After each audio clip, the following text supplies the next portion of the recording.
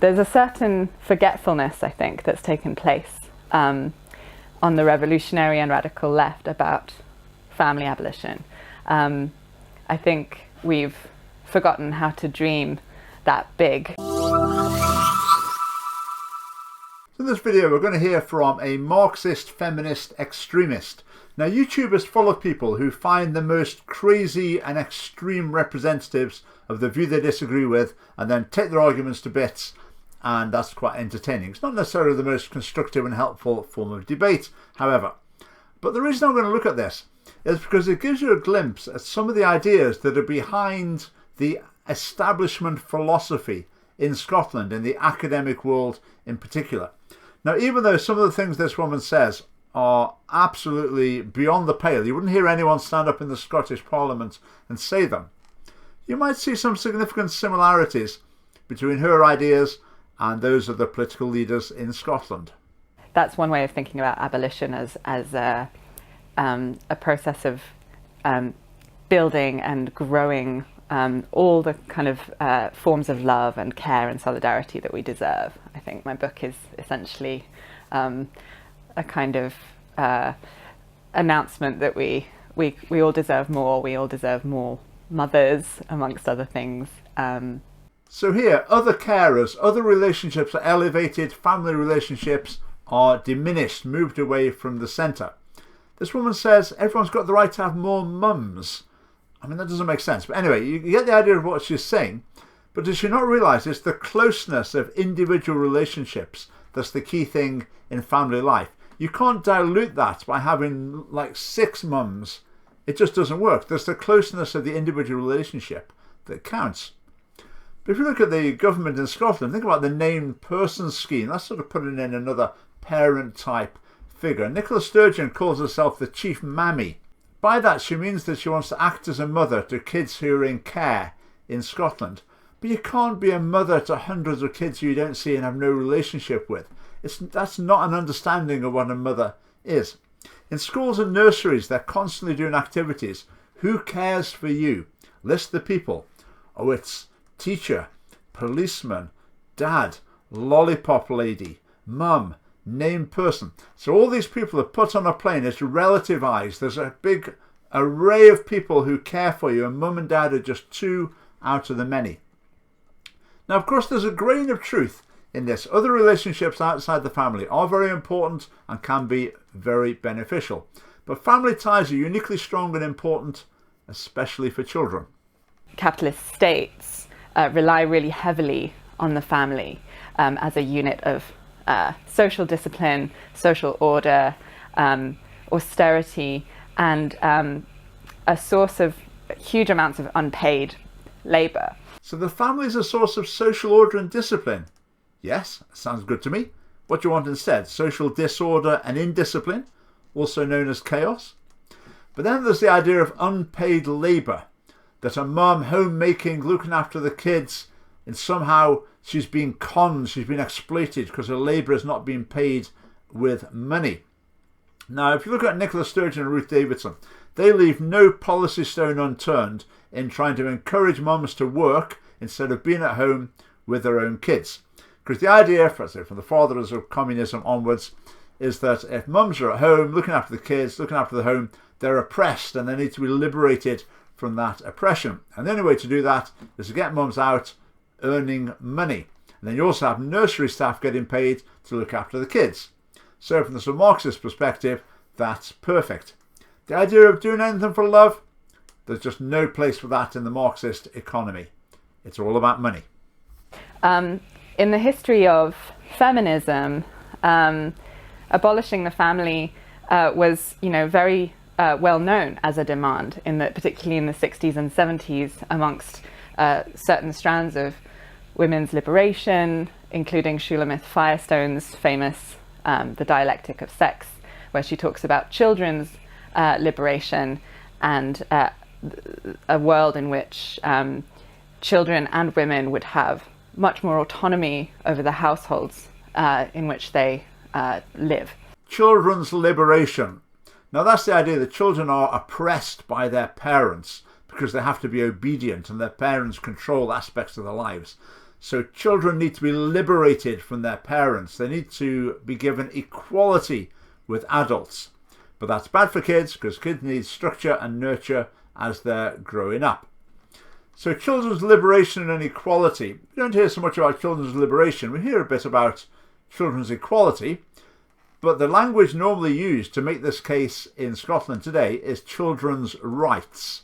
And that often comes over with the message, no one's got the right to tell you what to do. And it heads towards democratising schools and the family. Parents and children are equals. Teachers and children are equal. They need to negotiate things and come to an agreement together. Now in Scotland, with the Scottish Government in particular at the moment, they're promoting rights respecting schools pretty aggressively. So all schools, one way or another, will have a big emphasis on human rights. And it's to push this children's liberation agenda. So the SNP are pushing it, and the Conservatives just don't understand what's going on.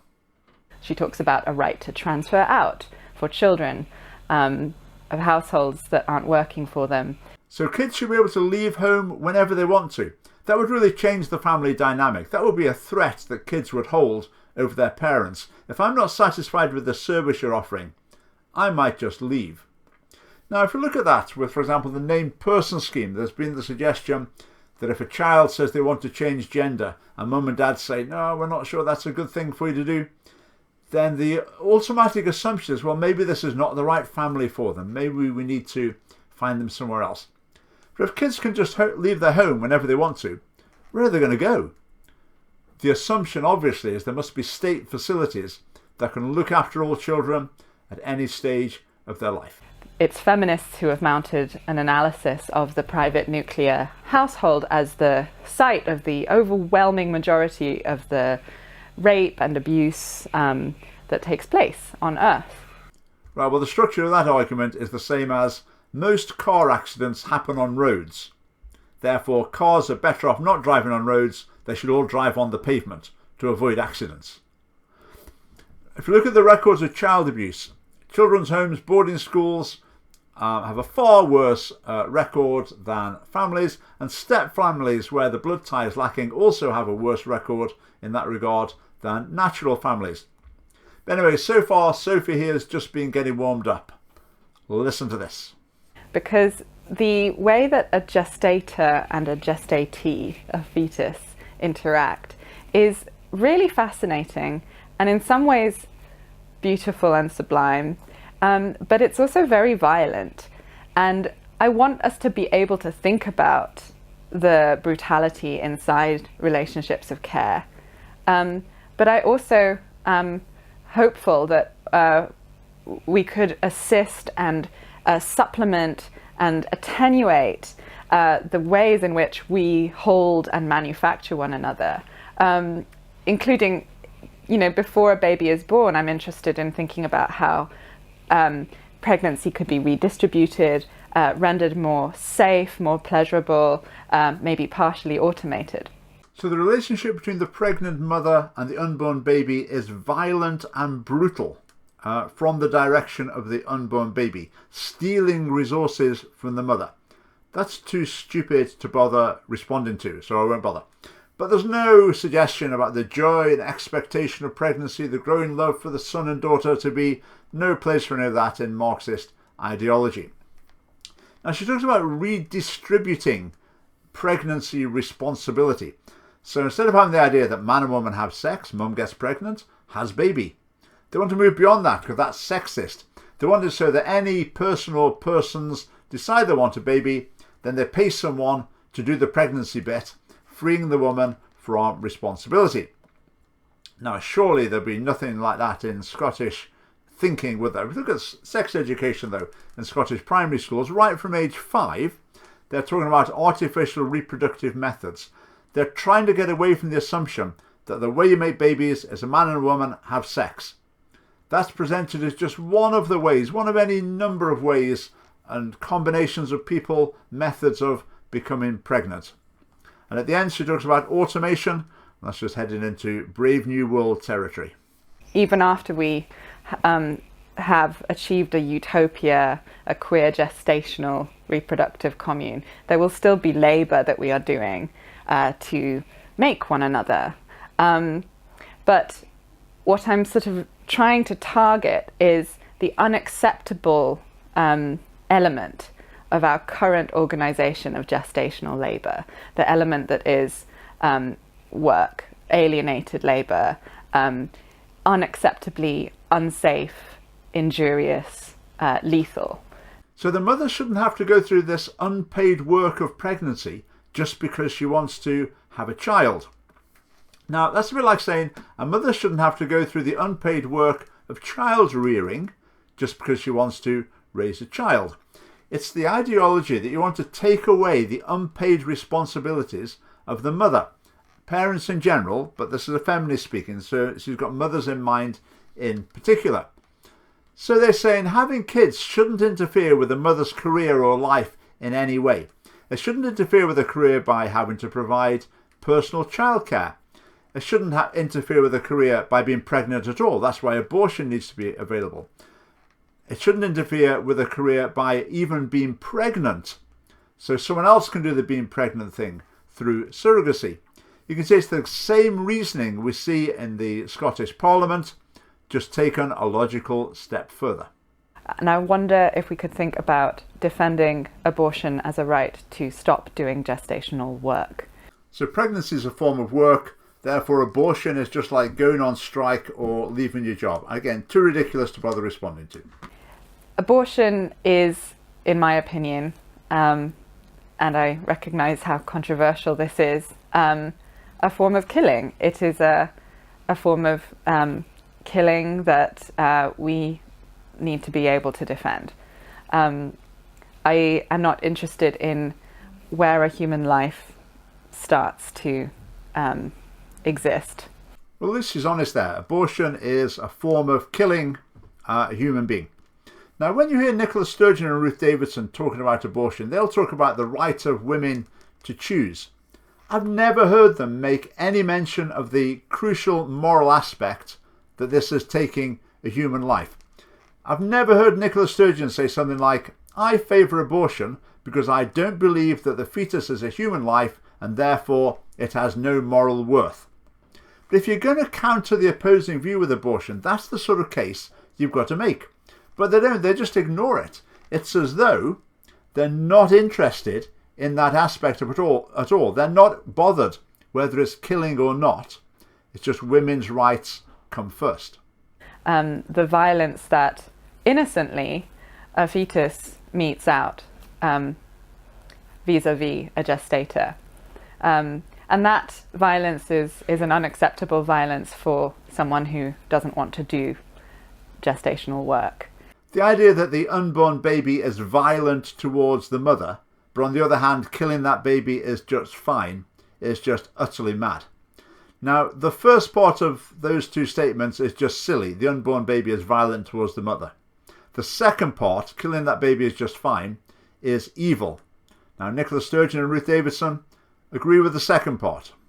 The violence that gestator meets out to essentially go on strike or exit that workplace is an acceptable violence that I'm prepared to defend under any circumstances.